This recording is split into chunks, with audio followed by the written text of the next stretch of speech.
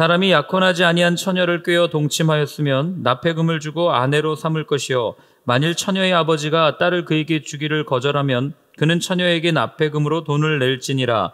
너는 무당을 살려두지 말라. 짐승과 행음하는 자는 반드시 죽일지니라. 여호와 외에 다른 신에게 제사를 드리는 자는 멸할지니라. 너는 이방 나그네를 압제하지 말며 그들을 학대하지 말라. 너희도 애굽 땅에서 나그네였음이라. 너는 과부나 고아를 해롭게 하지 말라. 내가 만일 그들을 해롭게 함으로 그들이 내게 부르짖으면 내가 반드시 그 부르짖음을 들으리라. 나의 노가 맹렬함으로 내가 칼로 너희를 죽이리니 너희 아내는 과부가 되고 너희 자녀는 고아가 되리라. 내가 만일 너와 함께한 내 백성 중에서 가난한 자에게 돈을 구워주면 너는 그에게 채권자 같이 하지 말며 이자를 받지 말 것이며 내가 만일 이웃의 옷을 전당 잡거든 해가 지기 전에 그에게 돌려보내라. 그것이 유일한 옷이라. 그것이 그의 알몸을 가릴 옷인즉 그가 무엇을 입고 자겠느냐. 그가 내게 부르짖으면 내가 들으리니 나는 자비로운 자임이니라. 너는 재판장을 모독하지 말며 백성의 지도자를 저주하지 말지니라. 너는 내가 추수한 것과 내가 짜낸 집을 바치기를 더디하지 말며 내 처음 난 아들들을 내게 줄지며 내 소와 양도 그와 같이 하되 이랫동안 어미와 함께 있게 하다가 여드레 만에 내게 줄지니라. 너희는 내게 거룩한 사람이 될지니 들에서 짐승에게 찢긴 동물의 고기를 먹지 말고 그것을 개에게 던질지니라. 아멘. 이 법이라고 하는 것은 한 사회 내에서 살아가는 구성원들에게 거의 강제적 그 구속력을 갖게 됩니다. 그 공동체 안에 사는 사람, 그리고 그 공동체가 정한 그 테두리 안에 사는 사람들은 그 법의 적용을 받고 내가 싫든 좋든 어쨌든 그 법의 그 영향을 받게 돼 있기 때문에 그렇습니다. 그래서 사회의 모습을 가만히 보면 한 사회가 법을 정해놨다고 해서 그 법을 모두가 다 만장일치로 기뻐하거나 즐거워하지 않는다는 것을 알게 됩니다. 왜냐하면 그 법에 따른 또한 그 피해를 입는 사람들이 있을 것이고 또 그 법에 따라서 이익을 받는 사람들이 있을 것이기 때문에 항상 어떤 법이 정해지면 그 법에 대한 반응은 두 갈래로 갈라집니다. 그러니 여전히 이것이 불법이다라고 농성을 부리는 분들도 계시고, 그리고 또 거꾸로 그렇게 많은 사람들이 힘들어할 때 이 법을 만든 입법부도 굉장히 난감한 거죠. 이 법을 어떻게 처리해야 되나. 그래서 우리가 항상 그 법을 이해할 때는 그 법이 만들어진 배경과 그 생각과 이런 모든 것들을 같이 보고 이해를 해야만 이 법이 왜 이렇게 만들어졌는지를 분명하게 알 수 있는 겁니다. 그런데 여러분, 율법도 마찬가지예요. 하나님께서 시내 산에서 이스라엘 백성들에게 이 율법을 주셨습니다. 그리고 그 하나님의 자녀라고 하는 테두리, 하나님의 백성이라고 하는 하나님께서 쳐놓으신 그 테두리 안에서 살아가다 보니 자연히 그 공동체 안에 있는 사람들은 이 법에 적용을 받습니다. 그런데 그 법에 따라서 모두가 다 만장일치로 기뻐하는 건 아니었단 말이죠. 나중에 민수기를 보다 보면 고라당 반역도 일어나고 안식일에 나무하지 말라고 그랬는데 나무했다가 죽은 사람도 있고, 그러니까 결국 하나님께서 법을 주셨음에도 불구하고 이 법을 왜 지켜야 되냐, 이 법이 우리에게 어떤 의미가 있냐라고 이렇게 안 좋게 생각하는 사람들도 여전히 그 당시에는 있었다는 거죠. 그렇기 때문에 우리가 이 율법을 정확하게 이해하고 정확하게 지키려면 이 율법이 왜 주어졌고 이 율법이 어떤 상황에서 주어졌고 그리고 그 율법이 주어지게 된 근간이 무엇인지를 분명하게 알 때에만 우리가 이 법을 제대로 지켜나갈 수 있다는 거죠. 이런 거 생각하지 않고 그냥 이건 율법이야, 이건 지켜야 돼 라고 하면서 율법적으로 문자적으로 지켰던 사람들이 바리새인들이었고, 그들이 예수님께 혼난 이유가 바로 그거예요. 하나님의 의중은 알지도 못하고 그저 그냥 글자로 적혀 있는 대로 이대로 그냥 다 지키는 그 모습을 보면서 깝깝해 하셨던 그 예수님의 모습을 우리는 알게 되는 거죠. 오늘 본문도 보세요. 굉장히 많은 법들이 나와요. 약혼하지 아니한 처녀와 성관계를 맺었을 때 그 아버지에게 돈을 주고 데려와야 된다. 또 아버지가 원치 않을 경우에는 이렇게 해야 된다. 그리고 이어서 나오는 게 무당, 짐승과 행음하는 자, 우상 섬기는 자는 다 사형해야 된다. 며칠 전에도 말씀드렸지만 하나님의 창조 원리, 하나님의 만드신 그 질서에 어긋나는 죄를 짓는 자들은 무조건 다 사형이라고 말씀을 드렸죠. 그 죄가 다시 한번 나와요. 그리고 또 이어서 나오는 게 고아와 과부와 그 다음에 빚을 이렇게 지었을 때 그 사람에게 이자를 받지 말고 채권자 같이 굴지 말고 여러 가지 다양한 법들이 나옵니다.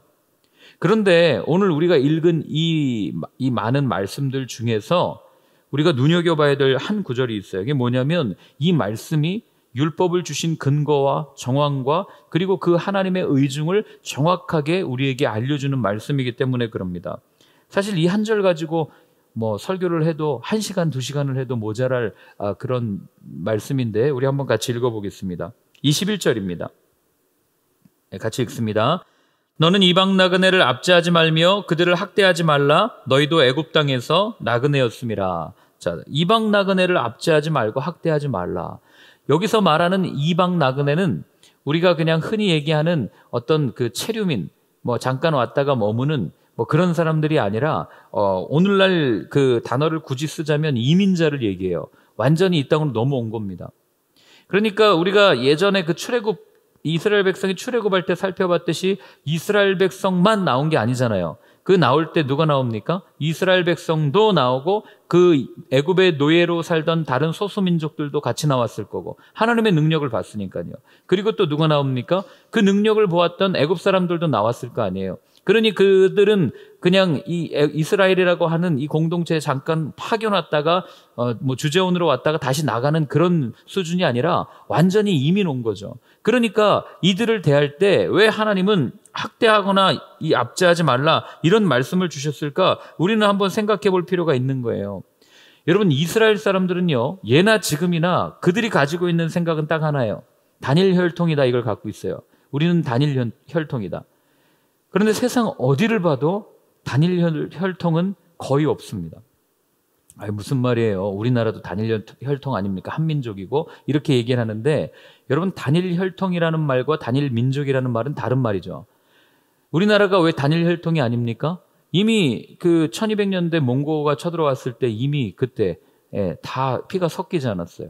더군다나 그 훨씬 더 이전에 가야라고 하는 나라에는 그 당시에 벌써부터 인도 사람들이 왕래를 했고 왕족과 함께 결혼을 했고, 그러니 우리가 생각하는 단일 혈통, 우리가 생각하는 한 핏줄이라는 얘기는 사실 우리의 그냥 사고고 우리의 생각이지 단일 혈통이 될 수가 없단 말이죠.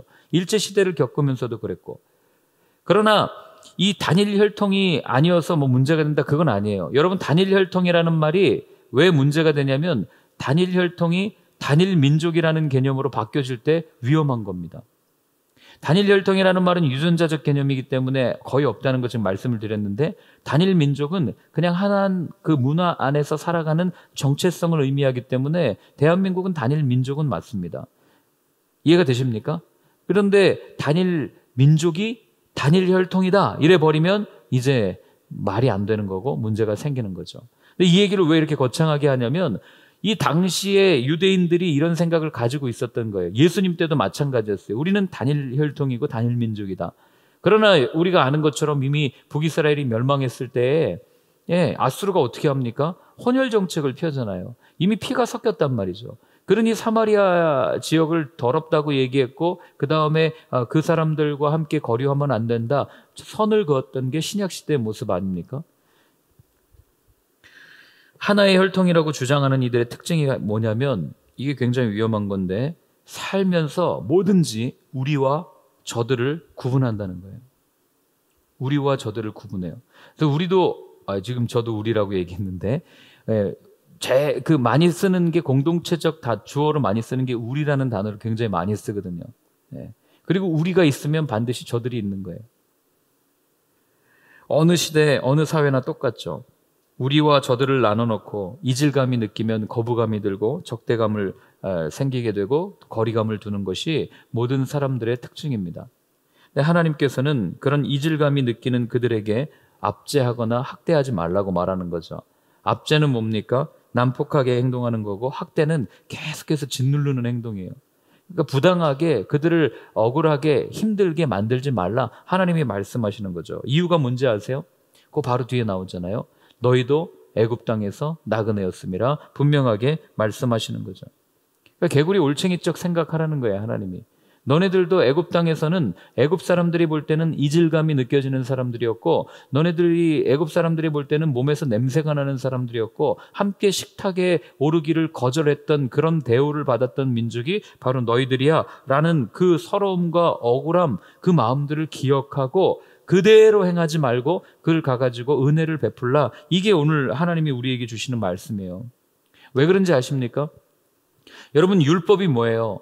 애굽의 노예, 그 노예가 체질화되었던 그들의 모든 것들을 빼내고 하나님의 자녀로 체질을 개선시켜주는 게 하나님께서 주신 율법이거든요. 하나님의 자녀답게 살기 위해서 주신 거란 말이에요. 그러니까 그들의 품위와 품격을 바꿔주시기 위해서 주셨는데, 애굽에서는, 세상에서는 나와 이질감이 들면 적대감을 들고 거리감을 들고, 그리고 굉장히 이렇게 같은 식탁 자리에도 오르지 않는 것이 세상의 마음이고 세상이라지만, 그러나 하나님의 자녀들은, 세상의 자녀들이야 뭐 그렇게 생각해도 행동해도 별로 상관없지만, 하나님의 자녀들이라고 불리는 사람들은 그렇게 행동하지 말고 그들을 품고 안고 끝까지 끌어안고 가라. 그걸 하나님께서 말씀해 주시는 거죠. 왜요? 하나님이 그렇게 하셨기 때문에. 하나님이 우리를 그렇게 대하셨기 때문에, 하나님이 이질감을 느껴서 세상 속에서 따돌림을 당하고 힘들어하던 우리를 그렇게 하나님께서 품으셨기 때문에 우리 역시도 그렇게 품어야 된다라고 하나님께서는 말씀해 주시는 거죠. 그렇기 때문에 그리스도인들이 항상 놓치지 말아야 될 생각이 뭐냐면, 내가 죄인이었을 때라는 생각이에요. 바울이 그렇게 얘기합니다. 우리가 아직 죄인 되었을 때 그리스도께서 우리를 위하여 죽으심으로 하나님께서 우리에게 대한 자기의 사랑을 확증하셨다라고 얘기해요. 이미 죄인 되었을 때, 아직 죄인 되었을 때. 그러니 여러분, 우리가 무언가 잘나서 내가 은혜를 받고 누리고 있기 때문에 나는 뭐라도 된 것처럼 생각하는 그 순간 우리의 마음에는 사단이 역사하기 시작하는 거예요. 왜요? 우리는 내 힘으로 한 게 하나도 없거든요. 다 하나님의 은혜라고 이야기해요. 그리고 은혜라고 또 고백도 합니다. 그런데 삶 속에서는 그 은혜를 은혜로 생각하지 않아요. 내가 열심히 했으니까 이만큼 된 거지. 내가 무언가를 하나님께 열심히 기도했고 찬양했고 말씀을 읽었고 말씀대로 살려고 발버둥 쳤으니까 이렇게 된 거 아니야라고 내 공로를 조금씩 떠올리기 시작하고, 그게 은연중의 행동으로 드러난다고요. 이 행동이 드러나면 어떻게 됩니까? 우리와 그들을 구분 지어놓고 그들을 멸시하거나 그들은 우리와 달라라고 얘기하면서 그렇게 대우할 때가 참 많은 것이 저희들의 삶이라는 거죠. 여러분, 세상은 안 그럴 것 같습니까? 어느 학교 나왔는지 그 학교 나온 사람들끼리 선을 딱 그어놓고 여기 들어오면 우리 편이고 들어오지 못하면 우리 편이 아니야. 라인을 따져놓고 이 라인에 속해 있으면 이렇고 이건 아니야. 멸시감을 주고, 대한민국에서 소위 말하는 좋은 대학을 나와야만 인정받고 고위직에 올라갈 수 있는 이런 모든 현실들 가운데 여러분, 우리가 이 말씀을 다시 한번 생각해 봐야 된다는 거죠. 그렇기 때문에 그리스도인은 우리의 과거를 정확하게 알고 있을 때에만 우리가 제대로 살아갈 수 있는 거죠. 내가 누군지를 정확하게 알아야 누군가를 대할 때 배려할 수 있고 누군가를 대할 때 사랑할 수 있다는 거예요. 은혜를 베풀 수 있다는 거죠. 자, 22절부터 27절까지를 읽습니다. 너는 과부나 고아를 해롭게 하지 말라. 내가 만일 그들을 해롭게 함으로 그들이 내게 부르짖으면 내가 반드시 그 부르짖음을 들으리라. 나의 노가 맹렬을 함으로 내가 칼로 너희를 죽이리니 너희 아내는 과부가 되고 너희 자녀는 고아가 되리라. 내가 만일 너와 함께한 내 백성 중에서 가난한 자에게 돈을 구워주면 너는 그에게 채권자 같이 하지 말며 이자를 받지 말 것이며, 내가 만일 이웃의 돈을 전당 잡거든 해가 지기 전에 그에게 돌려보내라. 그것이 유일한 옷이라. 그것이 그의 알몸을 가릴 옷인즉 그가 무엇을 입고 자겠느냐. 그가 내게 부르짖으면 내가 들으리니 나는 자비로운 자임이니라. 아멘. 자, 이어서 하나님께서 주시는 말씀은 흔히 말하는 소외된 사람들, 사회 약자들에 대한 이야기, 이 말씀들을 주십니다. 여러분, 왜 이 말씀을 주시는지 아세요? 이 소외된 사람들, 사회 약자들을 보살피는 방법이 하나님의 나라, 우리가 온전히 회복될 수 있는 방법 중에 하나이기 때문에 그래요. 여러분, 성경 한번 찾아보실래요? 이사야서 1장인데요. 이사야서 1장 16절, 17절입니다. 이사야서 1장 16절, 17절 같이 읽습니다. 너희는 스스로 씻으며 스스로 깨끗하게 하여 내 목전에서 너희 악한 행실을 버리며 행악을 그치고 선행을 배우며 정의를 구하며 학대받는 자를 도와주며 고아를 위하여 신원하며 과부를 위하여 변호하라 하셨느니라. 아멘. 자, 이게 무슨 말씀이냐면 하나님께서 종교적 제의, 종교적인 모습으로 살아가는 이들 가운데 너네들 뭔가 잘못되지 않았냐? 너희들이 회복될 수 있는 방법이 있는데 그러면 너희 죄가 주홍빛같이 붉을지라도 내가 흰 눈보다도 양털보다도 더하게 만들어줄 거야 라고 하시면서 하신 말씀이 이 말씀이에요. 이게 무슨 얘기입니까? 스스로 씻으라는 얘기예요. 스스로 깨끗하게 하라는 얘기입니다. 그런데 그 스스로 씻고 깨끗하고 악한 행실을 버리는 그게 뭐예요? 정의를 구하며 학대받는 자를 도와주며 고아를 위하여 신원하고 과부를 위하여 변호하라는 거예요. 억울하고 힘들고 누구의 도움도 받을 수 없는 이들을 보살피고 그들을 온전케 하라. 그게 하나님의 말씀인 거죠. 소위 말하면 10계명, 5계명부터 10계명까지 내 이웃을 내 몸과 같이 사랑하라는 그 말씀을 우리에게 주신 겁니다. 왜 그렇습니까? 이렇게 살아야만 남유다의 하나님의 약속의 말씀들이 이루어지기 때문에 그래요. 하나님께서 주신 가나안, 하나님께서 주신 약속의 땅, 그 땅은 높이도 없고 낮은 것도 없고 모두가 다 평등하게 공평하게 하나님 안에서 살아가는 그 땅이라고 하나님께서 말씀해 주셨음에도 불구하고 인간의 죄성 때문에 여전히 빈익빈 부익부 현상이 드러나고 여전히 강한 사람은 강하고 약한 사람은 약하고 이렇게 살아가니 하나님께서 신명기 아니 그 이전 출애굽기에서부터 말씀해 주셨던 고아와 과부는 여러분 지금도 고아와 과부가 살기 힘든데 예전에는 어떻겠어요? 예전에는 남자나 인구수로 쳤지 여자는 인구수로도 치지 않았잖아요. 그러니 얼마나 힘들었겠냐고요. 그러니까 돌봐주지 않으면 살 수 없는 게 고아와 과부였단 말이죠. 그래 하나님 그들을 돌보라 이렇게 얘기하죠. 왜요? 그게 하나님을 닮은 모습이기 때문에. 제가 아까도 말씀드렸죠. 이 율법을 받는 사람들은 하나님의 자녀들만 이 율법을 받아요. 근데 하나님의 자녀는 어떤 사람들이에요? 여러분 자녀를 보면 누구를 알 수 있어요? 아버지를 알 수 있잖아요. 성격을 알 수 있고 성향을 알 수 있고 성품을 알 수 있는 거 아니겠어요? 마찬가지로 하나님께서 우리를 노예의 근성을 다 벗겨내시고 하나님의 자녀로 품위 있게 딱 세워가시는데 우리의 모습을 보면 하나님의 모습이 드러나기를 바라셨던 거예요. 그래서 이런 말씀들을 우리에게 주시는 거죠. 그러니까 온전한 회복이 하나님의 형상을 닮아가는 것이라면 여러분 어떻게 되는 거예요? 하나님을 닮아갈 때 회복되는 것은 당연한 거 아니겠습니까? 가난한 자를 대하시는 그 모습을 한번 보세요. 거기 보면 이자를 받지 말아라. 옷을 저당 잡으면 춥기 전에 돌려줘라. 뭐 이런 이야기를 하나님께서 하시죠. 근데 저는 이 모습을 읽을 때마다 한 분이 떠올라요. 누가 떠올라요? 이자를 받지 않으시고 춥기 전에 돌려주시고 하나님의 모습이 떠오르는 거예요. 아버지의 모습이 떠오르는 거예요. 여러분 중에 예수님께서 십자가에서 죽으시고 내 생명을 대신해서 너의 생명을 내가 해줬으니까 그 적당히 이자 쳐가지고 가지고 와. 뭐 이런 말씀 들어보신 적 있으세요? 내가 너를 구원해줬으니까 내 피값 내 계좌로 넣어. 뭐 이런 거 들어보신 적 있으시냐고요? 너는 2000년대에 믿었으니까 1900년대 믿음 본 사람보다 100년이 더 지났네. 그러니까 너는 100년치 이자를 더 가지고 와야 돼. 뭐 하나님이 그렇게 말씀하신 거 들으신 적 있습니까? 하나님은 한 번도 우리에게 이자를 받으신 적이 없어요. 그리고 우리가 힘들다고 얘기할 때 찾아와서 만나주시고 그 은혜를 누렸음에도 불구하고 우리가 여전히 또 죄를 지으면 그 가운데 어떻게 하십니까? 너 내가 했는데 내가 베풀어줬는데 너 또 죄졌지? 너 일로 와. 너 이거 세매가지고 더 지불해야 되겠어. 이렇게 세금 계산서를 발행하는 분이 아니시란 말이죠. 옷을 빼앗았어도 해가 지기 전에 춥기 전에 우리가 시험 당할 즈음에 이미 피할 길을 내셔서 우리의 모든 것들을 다 준비하고 계시고 우리가 하나님의 자녀로서 살아가기에 부족함이 없도록 다 준비해 주시는 분이 하나님이시란 말이죠. 그러니 여기 나오는 이자를 받지 말아라 이런 여러 가지 구절들이 우리한테 부당하게 느껴질 수 있어요. 아니 하나님 이거 가지고 내가 장사를 해도 얼마를 버는데 내가 빌려줬는데 그 이자 좀 받았다고 뭐가 문제가 됩니까? 그러나 하나님이 그때 얘기하시는 거죠. 말씀하시는 거죠. 나는 너를 어떻게 대했는데 내가 너한테 이자 받았니? 이 모습 그냥 그렇게 하는 거예요.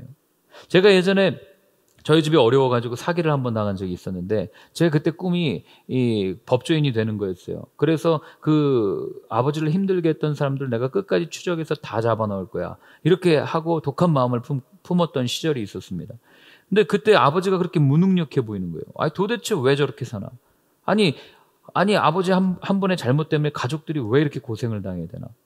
시간이 흘러서 나중에 아버지가 저한테 그러시더라고요. 다 용서해야 돼 그러시더라고요.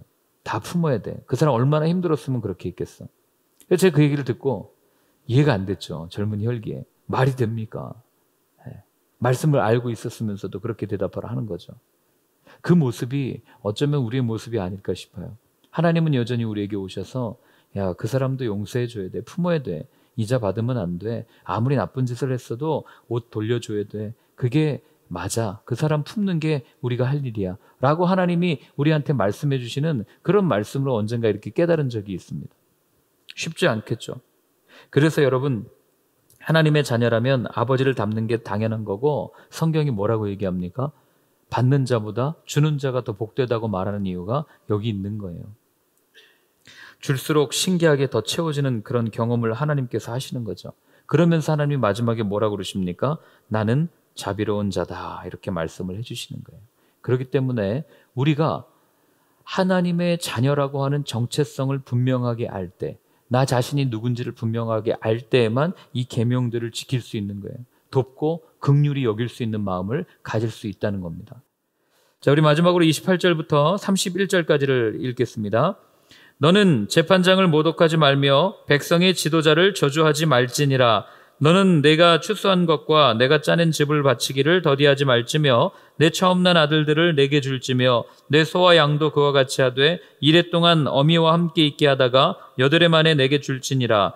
너희는 내게 거룩한 사람이 될지니 들에서 짐승에게 찢긴 동물의 고기를 먹지 말고 그것을 개에게 던질지니라. 아멘. 자, 여기 나오는 재판장이라는 단어는 뭐 판사라든지 법조인을 의미하기보다는 이 당시의 사회 문화나 아니면 이 율법이 주어졌을 당시의 상황을 보면 이 재판을 누가 합니까? 제사장들이 하잖아요. 그러니까 제사장들을 무시하지 말아라, 이 얘기를 하는 거예요. 더 나아가서 그 율법을 가지고 재판을 하니까 그 율법을 주신 하나님을 무시하지 말아라 라고 분명하게 말씀하시는 거예요. 그게 왜 드러나냐면 그 뒤에 보면은 추수한 것과 짜낸 집을 바치기를 더디하지 말아라. 누구한테 바쳐요? 재판장한테 갖다 바칩니까? 재판장한테 갖다 바치면 뇌물이잖아요. 이거야말로. 그게 아니고 제사장, 그러니까 하나님 앞에 드리는 것을 아까워하지 말아라, 이 말씀하신 거예요. 그리고 그 뒤에 보면은 처음 난 아들들을 내게 줄지며, 초태생 언약 전에 말씀드렸잖아요. 이스라엘의 출애굽을 기념해서 그 첫 번째 모든 것들이 다 죽은 것을 기념해서 이스라엘의 모든 처음 난 가축이라든지 아들이라든지 이런 처음 난 것은 다 하나님 앞에 내어드려라. 그래서 짐승들은 드리고 사람은 어떻게 합니까? 일정 그 속전, 돈을 내 가지고 이 하나님 앞에 이렇게 지불했던 그런 율법을 하나님께서 지금 다시 말씀하시는 거죠. 그리고 소와 양도 그렇게 하고 어미니가와 함께 있다가 8해 만에 주어라라는 얘기는, 여러분, 송아지가 태어나자마자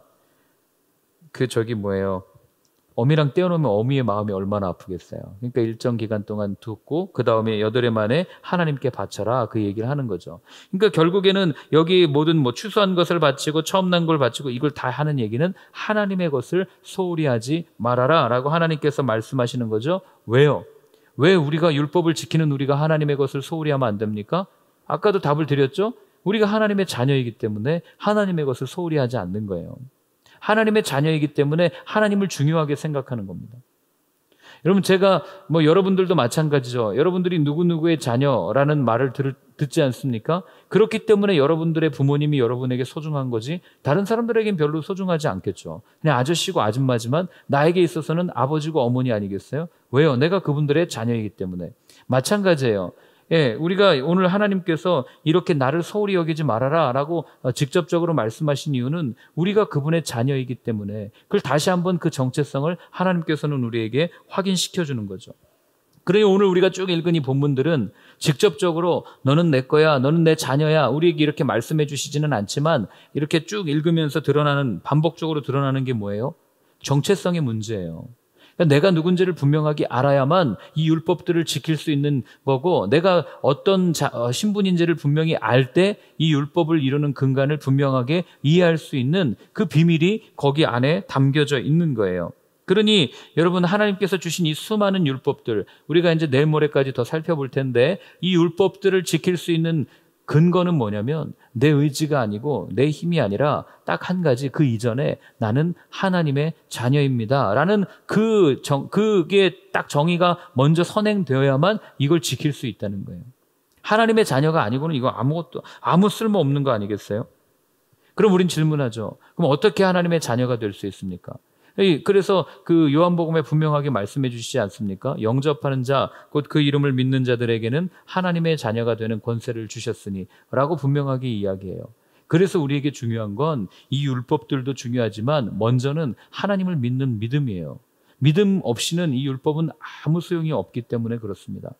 그래서 여러분들이 오늘 한번 이렇게 하루 종일 좀 생각해 보셨으면 좋겠어요. 우리가 지금 이 지겹도록 지겨운 이 율법들, 딱딱하고 잘 이해도 되지 않는, 왜 이런 말씀을 주셨을까 하는 율법들을 우리가 이렇게 쭉 살펴보고 있는데, 이 율법들을 바라보면서 내가 이걸 어떻게 지킬 수 있는가 한번 고민해 보셨으면 좋겠고, 그리고 오늘 함께 같이 기도할 때는 주님 앞에, 주님 내게도 이런 믿음을 좀 허락해 주십시오라고 하는 마음으로 우리가 한번 같이 기도했으면 좋겠습니다. 한번 같이 기도하겠습니다. 하나님 아버지, 오늘 하나님의 자녀가 되는 그 정체성에 대해서 함께 나누었습니다.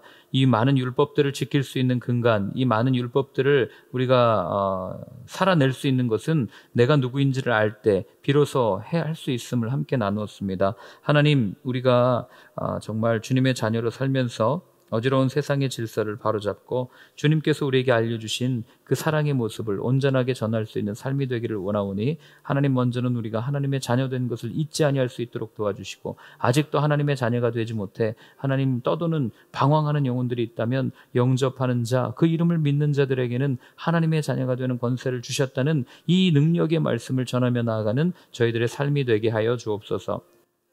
이제는 우리 주 예수 그리스도의 크신 은혜와 하나님 아버지의 사랑과 성령의 인도하심이 하나님의 자녀로서 세상을 바라보며 하나님의 자녀답게 살겠다고 다짐하는 모든 분들 머리 위에 이제로부터 영원까지 늘 함께하여 주옵시기를 간절히 축원하옵나이다. 아멘.